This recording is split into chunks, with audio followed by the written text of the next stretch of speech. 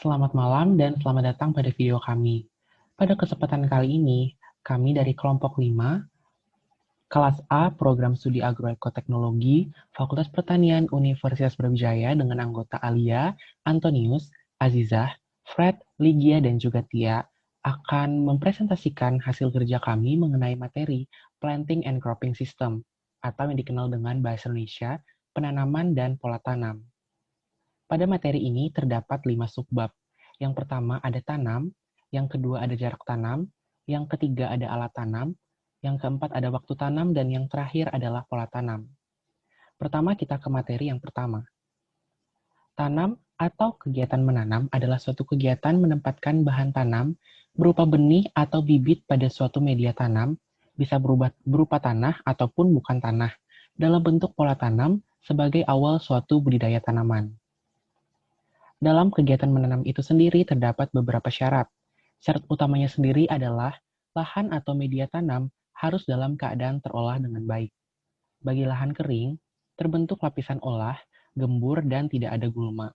Bagi lahan basah, terbentuk media lumpur, merata, dan tidak ada gulma.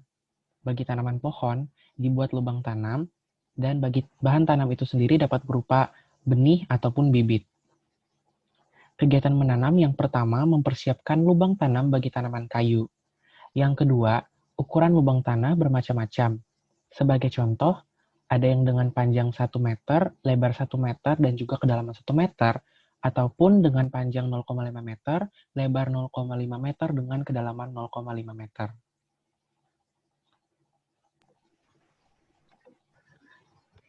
Di sini saya akan menjelaskan langkah memindahkan bibit tanaman dari polybag ke lahan. Yang pertama, pemindahan dilakukan pagi atau sore karena pada waktu itu penyinaran matahari tidak terlalu menyengat. Yang kedua, siapkan media tanam yang baru berupa tanah, sekam, pupuk kandang kering, campur ketiga bahan di atas dengan perbandingan 1:1:1. Yang ketiga, memasukkan campuran tanah ke wadah baru, masukkan campuran tanah sebanyak 1/3 dari isi wadah. Yang keempat, melepaskan tanaman dari wadah yang lama dengan cara gunting polybag secara vertikal atau ke bawah, kemudian lepas dan robek secara perlahan, serta hati-hati jangan sampai tanah terlalu banyak terpisah dengan akar. Hal ini menghindari stres pada tanaman yang berlebihan. Yang kelima, angkat tanaman dan tanah dari polybag dan pindahkan ke lahan. Yang keenam, pastikan tanaman berdiri di tengah dan lurus. Yang ketujuh, tempatkan di tempat teduh dan disiram air. Selanjutnya, faktor yang mempengaruhi pertumbuhan biji dan bibit di area penanaman. Yang pertama, daya tumbuh biji atau bibit seperti vigor, seed treatment, inokulasi lebih, herbisida, seedbed. Yang kedua, peralatan tanaman.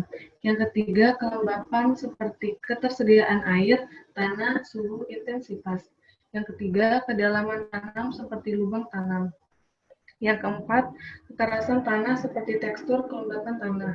Yang kelima, waktu tanam berkaitan dengan ketersediaan air, suhu, dan lain-lain. Selanjutnya, agar keberhasilan tanam maksimal, yang pertama dilihat dari bahan tanam. Bahan tanam adalah bagian tanaman yang digunakan untuk memulai atau mengawali budidaya tanaman. Bahan tanam harus bersertifikat, asal benih jelas, sesuai dengan habitat tumbuh. Yang kedua, media tanam, disebut juga dengan media tumbuh. Bagi tanaman umumnya berupa tanah, media tanam harus memahami karakteristik media, mengetahui kandungan nutrisi, peralatan yang sesuai, persiapan media sesuai budidaya. Selanjutnya, keberhasilan tanam sangat dipengaruhi faktor manusia dan lingkungan. Terdapat faktor lingkungan. Yang pertama, tanah, intensitas radiasi matahari, curah hujan, suhu, kelembapan. Yang kedua, memahami iklim dan cuaca. Yang ketiga, memahami kebutuhan tumbuh tanaman per fase pertumbuhan. Yang keempat, sesuaikan tanaman di lingkungan. Yang kelima, inovasi manipulasi lingkungan tumbuh. Selanjutnya, terdapat faktor manusia. Yang pertama, education, pendidikan, dan otodidak. Yang kedua, skill, kemampuan tinggi dan keberhasilan. Yang ketiga, innovation, mampu meningkatkan keberhasilan dengan SDM, kondisi peralatan, dan lingkungan yang terbatas. Yang keempat, plan and evaluation, selalu membuat perencanaan dan evaluasi. Baik, berikut saya akan menjelaskan tentang jarak tanam. Next.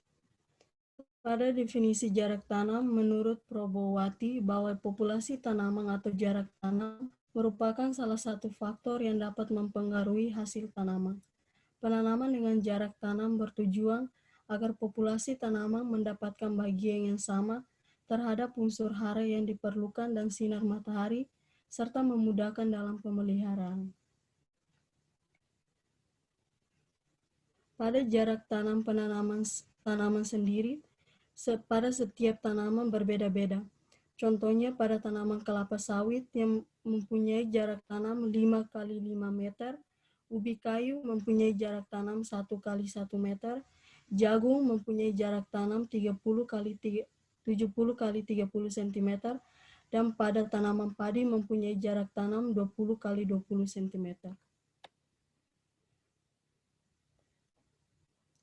Jarak tanam tepat merupakan jarak tanaman per satuan luas atau misal H yang optimal. Jumlah tanaman per satuan luas sama dengan populasi tanaman. Pengaturan jarak tanam yang tepat memungkinkan semua tanaman dalam satu hamparan mendapatkan kebutuhan lingkungan seperti air, cahaya, nutrisi tanaman secara optimal sehingga produksi persatuan luas dapat optimal. Next. Pada tata letak dalam penanaman ada cara tanam. Yang pertama bujur sangkar, kedua persegi panjang, dan ketiga zigzag. Pada bujur sangkar sendiri merupakan cara tanam yang semua sisinya sama panjang, semua sudut sama besar, kedua diagonal berpotongan tegak lurus dan sama panjang. Sama halnya dengan persegi panjang juga merupakan cara tanam yang mempunyai dua pasang sisi yang masing-masing sama panjang dan sejajar dengan pasangannya. Dan pada cara tanam zigzag merupakan cara tanam yang tidak beraturan, namun dapat membuat proses fotosintesis yang optimal. Next.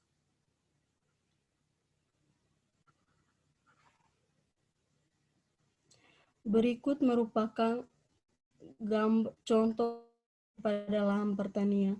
Yang pertama budidaya ubi kayu yang mempunyai jarak tanam bujur sangkar 1 kali 1 meter. Next.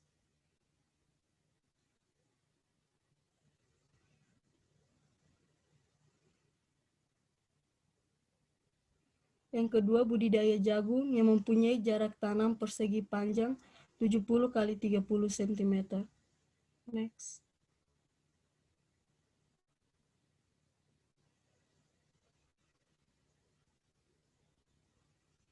Dan pada jarak tanam zigzag yang mempunyai jarak tanam 30 kali 30 cm pada pertanaman brokoli. Next.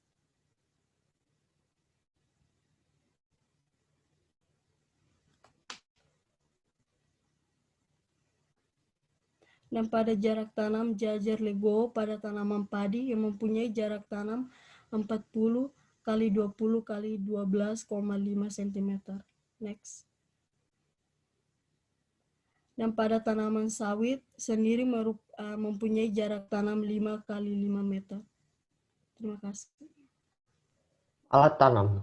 Alat tanam merupakan suatu alat yang digunakan untuk menempatkan benih tanaman yaitu biji-bijian, bibit, batang, atau sebagian tubuh tanaman lain di atas ataupun di bawah permukaan tanah. Alat tanam didesain memiliki fungsi untuk mempercepat proses penanaman dan mempermudah serta tidak memakan waktu yang lama. Contoh alat tanam yang pertama yaitu alat tanam benih biji-bijian yang sering disebut dengan alat tanam lada. Biasanya digunakan untuk menanam benih jagung, kacang tanah, kacang hijau, dan kedelai. Contoh alat tanam kedua yaitu transplanter. Transplanter padi digunakan untuk menanam padi dengan jumlah, kedalaman, jarak, dan kondisi penanaman yang seragam. Contoh alat tanam yang ketiga yaitu seedling transplanter. Biasanya digunakan untuk menanam sayur-sayuran seperti sawi, cabai, tomat, dan seledri yang ditancapkan ke dalam tanah. Contoh alat yang keempat yaitu traktor tebu yang digunakan untuk menanam bibit tebu dengan jumlah kedalaman, jarak, dan kondisi yang seragam. Biasanya digunakan pada perkebunan dengan jumlah lahan yang sangat luas. Terima kasih. Waktu tanam. Penetapan waktu tanam yang tepat merupakan salah satu kunci keberhasilan panen. Waktu tanam tergantung pada agroklimat selama satu musim, periode pertumbuhan tanaman, dan daur hidup suatu tanaman. Dalam budidaya pertanian, baik di lahan kering maupun lahan beririgasi, tidak hanya dipengaruhi oleh jumlah, intensitas, dan distribusi hujan, tetapi juga ditentukan oleh awal musim hujan dan akhir musim hujan. Perkiraan awal musim hujan menjadi faktor penting dalam menetapkan awal musim hujan, musim tanam, pelaksanaan tanam, penentuan pola tanam, dan perkiraan luas areal tanam, terutama untuk tanaman pangan pada lahan sawah tada hujan dan kering. Awal musim hujan juga menjadi penanda bagi petani tradisional dalam mengawali pengolahan tanah untuk budidaya tanaman pada lahan sawah. Demikian juga halnya dengan lahan sawah irigasi. Perkiraan awal musim hujan juga sangat terkait dengan ketersediaan dan pasokan air irigasi dalam kaitannya dengan awal musim tanam. Next. Pranoto Mongso. Pranoto Mongso merupakan kalender tahunan berdasarkan kejadian-kejadian alam, yaitu seperti musim penghujan, kemarau, musim berbunga, dan letak bintang di jagat raya, serta pengaruh bulan purnama terhadap pasang surutnya air laut. Pranoto Mongso dibutuhkan sebagai penentuan bila akan mengerjakan suatu pekerjaan, sehingga dapat mengurangi risiko dan mencegah biaya produksi tinggi. Contohnya, bercocok tanam atau melaut. Terdapat 12 Mongso dalam Pranoto Mongso. Next. Mongso yang pertama yaitu Kasa. Rentang waktu 22 Juni sampai 1 Agustus, memiliki ciri daur-daur bergugur, kayu mengering, balang masuk ke dalam tanah. Tuntutan bagi petani yaitu saatnya membakar jerami dan mulai menanam palawija. Mongso Karo, rentang waktu 2 Agustus sampai 24 Agustus, ciri-ciri tanah mengering dan retak-retak, pohon randu dan mangga mulai berbunga. Mongso Ketelu, rentang waktu 25 Agustus sampai 18 September, dengan ciri tanaman merambat menaiki lanjaran, rebung bambu mulai bermunculan. Tuntutan bagi para petani yaitu palawija mulai dipanen. Mongso Kapat, rentang waktu 19 September sampai 13 Oktober, memiliki ciri mata air mulai terisi, kapuk randu mulai berbuah, burung-burung kecil mulai bersarang dan bertelur. Tuntutan bagi para petani yaitu panen palawija dan saatnya menggarap lahan untuk padi gogo. Mongso kelima yaitu memiliki rentan 14 Oktober sampai 9 November yang berciri mulai ada hujan besar, pohon asam Jawa menumbuhkan daun muda, ulat mulai bermunculan, laron keluar dari liang, lempuyang dan temu kunci mulai bertunas. Tuntutan bagi petani yaitu selokan sawah mulai diperbaiki, membuat tempat mengalir air di pinggir sawah, mulai menyebar padi gogo. Mongso Kanem, yaitu memiliki rentan waktu 10 November sampai 22 Desember. Memiliki ciri buah-buahan mulai bermunculan, belibis mulai terlihat di tempat berair, para petani mulai menyebar benih di pembenihan. Lalu yang ketujuh, Mongso Kapitu memiliki ciri yaitu banyak hujan dan sungai mulai banjir. Tuntutan bagi petani saatnya memindahkan bibit padi ke sawah. Mongso Kewola 4 Februari sampai 28 sampai 29 Februari memiliki ciri musim kucing kawin, padi menghijau, urat mulai bermunculan. Mongso Kesongo 1 Maret sampai 25 Maret memiliki ciri padi berbunga, jangkrik mulai bermunculan, tenggeret dan gangsim mulai bersuara, sisa banjir masih mulai muncul, bunga gelagah berguguran.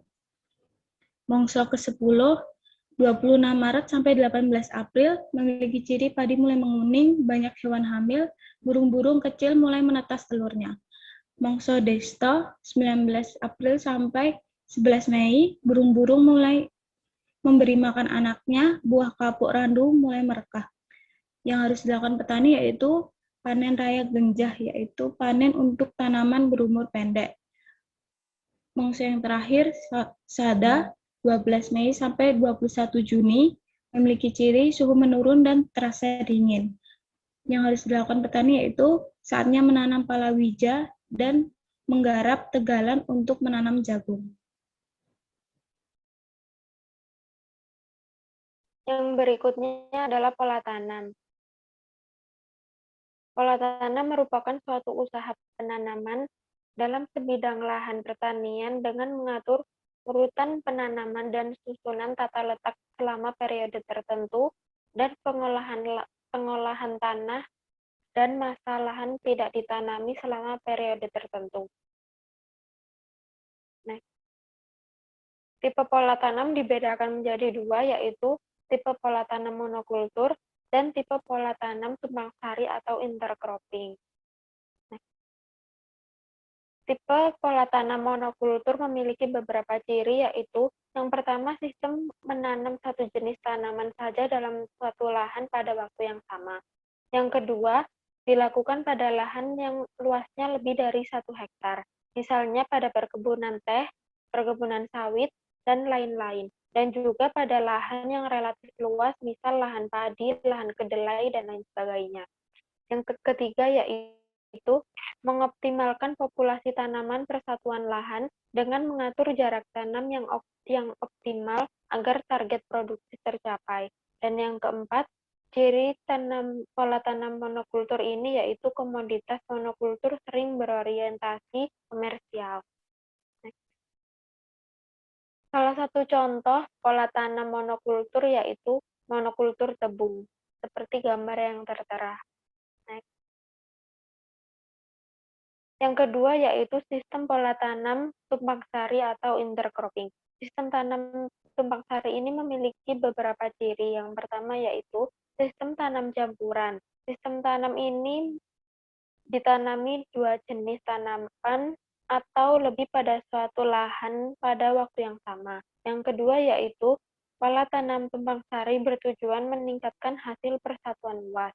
Dan yang ketiga adalah beberapa contoh tanaman tumpang sari yang sering dijumpai yaitu jagung dan kedelai, jagung dan legum, pisang dan kacang tanah, dan lain-lain. Terdapat keragaman minimal 2 tanaman persatuan lahan dalam sistem pola tanam tumpang sari atau intercropping. Next.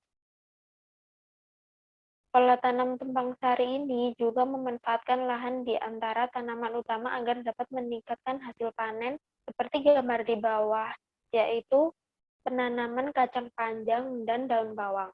Next. Sekian video presentasi dari kelompok kami. Semoga video ini dapat bermanfaat bagi teman-teman semua ya. Sekali lagi kami mengucapkan terima kasih dan sampai jumpa.